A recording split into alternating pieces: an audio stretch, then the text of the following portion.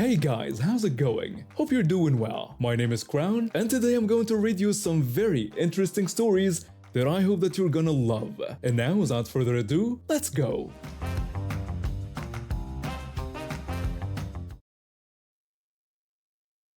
I get along with most people, but one guy got under my skin from the moment I met him. Let's call him Mr. Entitled. This guy thought he was better than everyone else, always bragging about his accomplishments, possessions, job, and putting others down. It drove me crazy, but I never knew how to handle it, until karma gave me the perfect opportunity for revenge. It started at my friend's housewarming party. Mr. Entitled was there, talking himself up while making everyone feel small. That night, he wouldn't shut up about his new Ferrari, a red one that cost him more than most people make in 5 years. I was jealous. I'd been saving for a new car, but was nowhere near affording anything like that. As the night went on, Mr. Entitled got drunker and more obnoxious. He kept cornering women, making inappropriate comments, and laughing too loud at his own jokes. I was trying to avoid him until he stumbled into me, spilling his entire beer down my new shirt, one I bought just for this party. I told him to watch where he was going. Instead of apologizing, he laughed and said my shirt looked cheap anyway, suggesting he'd done me a favor by ruining it. That was the final straw. I decided this guy needed to be knocked down a few pegs. A few days later, I was scrolling through social media when an ad caught my eye. A luxury car dealership was a promotion for extended test drives.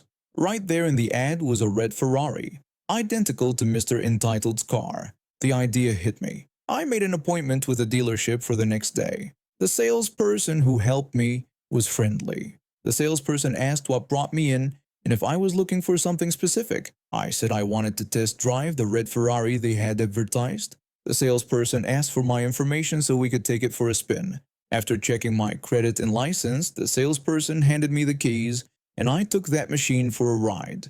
The feeling was amazing. The power, the handling, the looks from everyone we passed. I understood why Mr. Entitled was proud of his car, but I wouldn't let it go to my head. After the test drive, the salesperson asked if I wanted to buy it. I said I was interested but needed time to think. Then I asked about their extended test drive policy. The salesperson told me that for qualified buyers, they could arrange a weekend test drive, since some people need more than 30 minutes to decide. That was better than I hoped. I scheduled the extended test drive for the following weekend, when a mutual friend was having a barbecue that Mr. Entitled would attend. When the weekend came, I picked up the Ferrari on Friday. I made sure to arrive at the barbecue just after Mr. Entitled, timing it so he'd be outside when I pulled up. When he saw me in an identical Ferrari, he looked shocked, then jealous. Mr. Entitled rushed over, demanding to know when I got the car. I said I just picked it up recently. He asked how I could afford it, mentioning he thought I still had an entry-level job. I shrugged and told him it was good investments, adding that some people don't need to brag about every financial decision. That got to him. For the rest of the party, he kept looking at my car, comparing it to his. I caught him walking around it, inspecting it for flaws or signs it was fake. His car was no longer the center of attention. Everyone was asking about mine instead. For the next 2 weeks, I drove past his workplace and his favorite coffee shop. I even parked next to him at the gym once. Each time, his face got redder and his comments more bitter. He told people my car must be a cheaper model or that I must be in debt to afford it. Finally, he called me. He said he knew what I was doing. When I asked what he meant, he accused me of trying to one-up him and copying him. I said I was just enjoying my car. He said there was no way I could afford that car unless I took out a huge loan, and I'd probably be bankrupt in a year. It was time for the big reveal. I told him I didn't buy the car. When he sounded confused, I explained it was just a test drive from the dealership. They let qualified buyers take cars for extended periods, and I've been driving it around for fun. I told him I had to return it tomorrow, and while it was a nice car, it wasn't worth going into debt for or bragging about. He hung up. I returned the car the next day, thanking the salesperson for the extended test drive. But here's where the story takes a turn. The salesperson told me I handled the car well. Most people who test drive these are nervous or too aggressive. The owner noticed me when I brought it back and was impressed. They were looking for someone with good car knowledge to joined their sales team, and asked if I would be interested in interviewing. I'd always liked cars, but never thought I could work with them without special training. I went for the interview the following week and got the job on the spot. That was 6 months ago. Since then, I've been working at the luxury dealership, learning about these machines and making sales that doubled my previous income. The employee discount program will help me afford my own luxury car soon, though something more practical than a Ferrari. Mr. Entitled still drives his Ferrari, but it's not as impressive now. Every time he sees me driving a different luxury car, perks of the job include rotating demo vehicles. I can see the jealousy in his eyes. I never had to go into debt to get my revenge. That weekend test drive wasn't cheap even with the deposit, but it led to a career I love. Last summer, I was living in a small Midwest town after graduating college. I'd moved there for a job at the local newspaper, writing small articles and helping with layout. The pay wasn't great, but the rent was cheap and I had made a few good friends despite being new in town. Our favorite hangout spot was this local bar called the Rusty Nail. Nothing special, just your typical small town place with cheap beer, decent wings, and a jukebox that worked half the time. Most nights were pretty chill, just my friends and I shooting pool or watching whatever game was on, but there was this one guy who would show up and ruin everyone's night. He was big, probably 6'3" and built like a linebacker. Everyone at the bar knew him, but nobody wanted to deal with him. He'd walk in already half drunk and start looking for someone to mess with. One Friday night, my friends and I were celebrating my co-worker's promotion. We had a table in the corner, minding our own business, when this guy stumbled in. I watched as the bartender's face fell. She knew trouble was coming. It didn't take long before he spotted our table and headed straight for us. He asked what we were looking at and if we had a problem with him. We tried ignoring him, hoping he'd move on. But instead, he knocked over my friend's beer, spilling it across the table and onto her lap. My friend yelled at him to watch what he was doing. That just seemed to amuse him. He started knocking over more of our drinks, laughing as people jumped up to avoid getting wet. My co-worker told him to leave us alone. The guy's face turned red, and he stood up taller over our table. He threatened to fight all of us. The bartender shouted about calling the police, but we knew better than to wait. We gathered our things and headed for the door. As I was walking out, I felt a hard shove from behind that nearly sent me falling. I told everyone to keep moving. We hurried down the street, but I could hear footsteps behind us. He shouted that we weren't getting away and that he would find us. We ran until we reached my car a few blocks away. We got in and I drove off as fast as I could. My hands were shaking on the wheel. After that night, we avoided the Rusty Nail. It wasn't worth running into that guy again. But in small towns, we kept hearing stories about him. He'd moved on to bothering people at the local park, scaring families, and picking on teenagers who were just trying to skateboard or hang out. That's when I made a plan. It was a hot Saturday when my roommate and I went to the park with 2 Super Soaker water guns we'd bought at the dollar store. We filled them with ice-cold water and waited on a bench near the playground where kids were playing. Around 3 p.m., he showed up. I could tell he was already drunk. He started yelling at some teenagers to get off the basketball court because he wanted to use it, even though they were in the middle of a game. We walked up behind him. I asked if he wanted to cool off. Before he could turn around, we started spraying him, soaking his shirt and pants. He looked shocked. He tried grabbing our water guns, but we kept moving and spraying. He told us to stop. We didn't. Parents were gathering their kids and moving away, but nobody tried to help him. Everyone was happy to see him getting what he deserved. After about 2 minutes, he was completely wet, shivering despite the summer heat. He asked us to stop, saying he was sorry, but I wasn't done yet. I asked if he still wanted to fight. He got mad and came at me, but the grass under his feet was wet and slippery. His legs went out from under him, and he fell on his back with a loud thud. Everyone at the park laughed. I told him he wasn't so tough, and next time he should think twice before picking on people. He got up and walked away, wet and embarrassed. For a few weeks, the park was peaceful. No sign of him anywhere. I felt like a hero, though I kept the story to myself. Then one evening I was walking home from work when I saw him across the street with 3 other guys. My stomach dropped when they saw me too. He told his friends I was the water gun guy and they should mess me up. They crossed the street blocking my path. I asked what they wanted. He stepped forward, smelling like alcohol, and said he would teach me a lesson. He swung at my face. I ducked. He kept throwing punches that were powerful but sloppy. My heart was pounding, but I kept dodging. After a few missed swings, he stumbled forward. I tackled him to the ground. We hit the sidewalk hard, and I pinned him down using a wrestling move from high school. His friends moved toward us, but I looked up at them. I warned them to back off or I'd call the police. I kept him pinned until he stopped fighting. When I let him go, he got up and walked away with his friends, not looking back. I never saw him at the park or the bar again. Word around town was that he got arrested for drunk driving a few weeks later and had to move back in with his parents in another state. The Rusty Nail became our regular spot again, and the bartender gave me free drinks sometimes.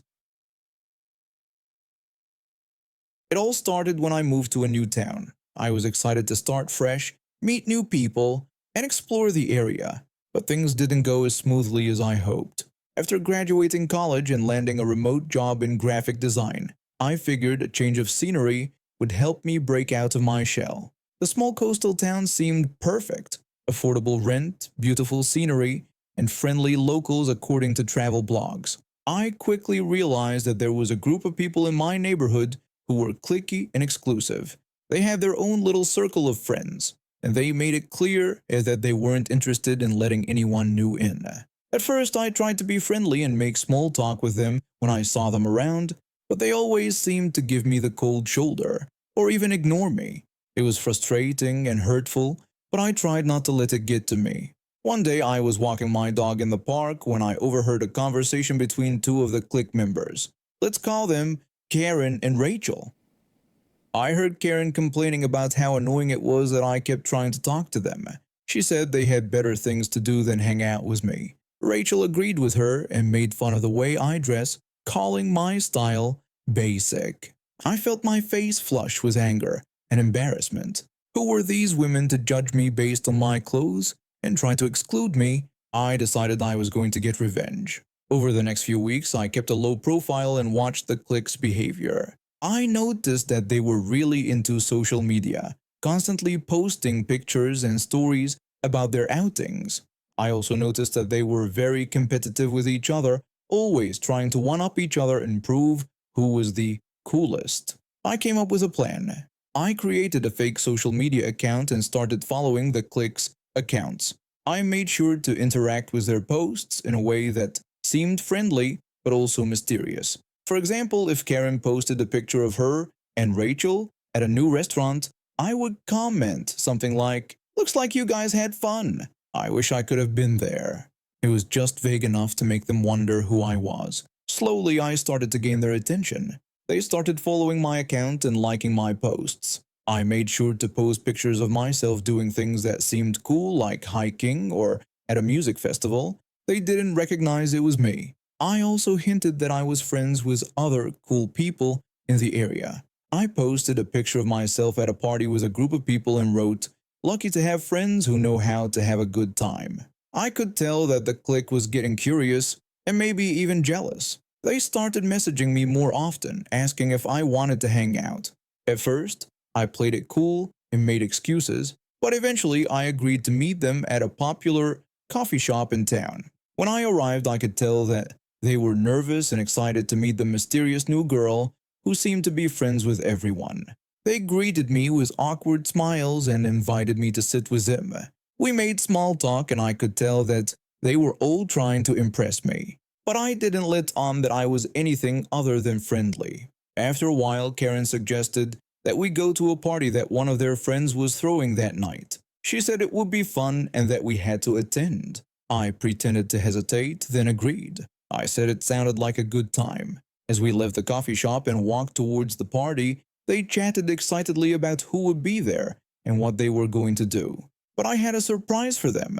When we arrived at the party, I kept a low profile at first. I chatted with a few people, but mostly watched the clique as they moved around the room, trying to be the center of attention. Then I saw my opportunity. Rachel had left her purse on a couch while she went to get a drink. I quickly took the purse and went to the bathroom. where I looked through its contents. I found Rachel's phone. I opened the group chat that the clique was using to plan their outings. Then I sent a message that would change everything. I wrote a message pretending to be Rachel, revealing that I was the same girl they had been trying to exclude. I told them I'd been playing them this whole time. I waited for a response, feeling nervous about what would happen next. Then the messages started coming in. Karen texted back asking if I had really been tricking them. Another clique member texted asking why I would do that, claiming they were just trying to protect their group. A third member texted that they couldn't believe I would do this and called me a fake. I smiled to myself. It was working. I put Rachel's phone back in her purse and left it where I found it, then rejoined the party like nothing happened. Within minutes, I saw the chaos unfolding. Rachel returned to find her phone with lots of notifications. The clique members were looking at each other across the room.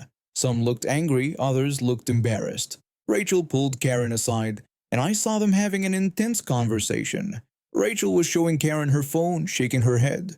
Rachel was saying she didn't send the message and that someone must have taken her phone. Karen was asking who could be doing this. They both looked around the room, their eyes eventually landing on me. I gave them a small wave and a smile before walking out of the party. Over the next few days, the clique members started reaching out to me, asking me to explain myself and apologize. But I just laughed it off and said that they had gotten what they deserved. I told them they were quick to judge me just because of the way I dressed or talked. I explained that they never gave me a chance, so I decided to teach them a lesson. The clique members eventually gave up trying to get me to apologize, and in the end, I felt like I had won. My mother-in-law can be a bit sensitive, but what happened on Good Friday last year still makes my wife and I laugh. It had been a tough week for both of us. I work in retail management, so I'm always on my feet dealing with customers who think the world revolves around them. My wife works as a nurse at the local hospital, and she'd been doing extra shifts because they were short-staffed. We were both wiped out. Good Friday was perfect timing. We both had the day off and planned to do nothing until mid-afternoon. I'd been sick with a stomach bug, so I took a morning nap while my wife dozed on the couch. She hadn't slept well because the neighbors were loud. I woke up feeling better around noon and found my wife making tea in the kitchen. I told her she looked tired and asked if she got any sleep. She said she only got about 3 hours because of the neighbors. I told her to try napping after her tea, and she said she would after using the bathroom. She went to the bathroom while I made toast. Then I heard her groan from the bathroom. She called out, asking if I was kidding. When I asked what was wrong, she said her mom texted asking if she was still sleeping with caps on, still, like she was some lazy teenager. My mother-in-law talks this way all the time. She thinks, if you're not busy, you're wasting your life. She doesn't understand taking breaks. I asked what my wife told her mom. She said she just wrote back, "No, I'm pooping." I laughed.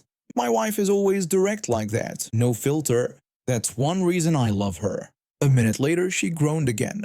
She told me her mom was upset, thinking she was being sarcastic. When I asked how that was sarcastic, my wife said her mom texted back saying she was just like your dad and asking why she had to be sarcastic. Her mom thought she was mocking her, like when someone asks if you're sleeping and you say, "No, I'm skydiving." I pointed out she was actually in the bathroom, so it wasn't sarcasm. My wife agreed, then started laughing. She said she would show her mom she wasn't being sarcastic. When I asked what she planned to do, she just said, "I'd see." Then she came out of the bathroom grinning. She told me she sent her mom a picture. When I asked what picture, she said she took a photo of the toilet after she used it. I couldn't believe it, but she showed me her phone. There was a toilet bowl with proof she'd been doing exactly what she said. Her mom replied, "Ew, why would you send that to me?" My wife just answered, "I wasn't being sarcastic." We both laughed. I asked what her mom was saying now. My wife said nothing yet. I joked that she was probably cleaning her phone. My wife said it served her right for always assuming the worst. She was tired of the passive-aggressive texts and hoped this would make her mom think twice before questioning what she did on her day off. We laughed about it for half an hour, then took another nap before cleaning the house. Later that afternoon, we started cleaning. While vacuuming, my wife's phone rang. It was her mom. I could only hear my wife's side. She told her mom she felt fine and wasn't trying to be disgusting, but sent the photo because her mom didn't believe her. I watched my wife stand up for herself, which she rarely does with her mother. She told her mom she was tired of the passive-aggressive comments and asked her to talk normally without judging. She explained they slept late because they had a rough week and needed rest. Before hanging up, she said she loved her mom but asked for no more judgmental texts, promising no more toilet pictures. After hanging up, she looked relieved. She told me her mom actually said sorry and promised to be less judgmental. The toilet pic shocked her into awareness. I said who would have thought a poop picture would improve family communication, and my wife said sometimes you have to fight fire with, well, you know. We finished cleaning and ordered takeout, feeling good despite doing almost nothing all day. And now we have reached the end of today's stories. Thank you for watching, and see you next time.